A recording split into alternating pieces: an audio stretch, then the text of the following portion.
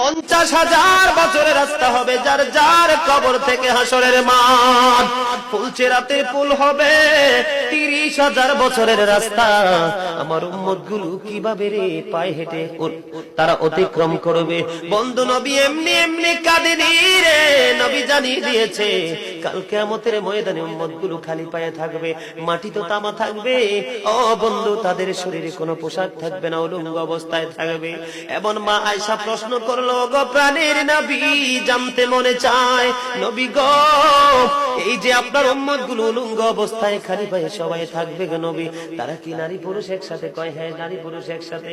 তারা কি কেউ কারো দিকে নজর দিবে না? এবার আমার নবী বলেছে, আয়েশা রে, কেমন করে নজর দেবে রে আয়েশা? বন্যার পানি যেমনি প্রবল বেগে বৃদ্ধি পেয়ে পৃথিবীর মানুষগুলোকে গ্রাস করে ফেলে, কাল কিয়ামতের দিন এই জাহান্নামের আগুন মানুষের দিকে বন্যার মতো প্রবল বেগে ছুটে এসে মানুষকে ঘিরে ফেলবে।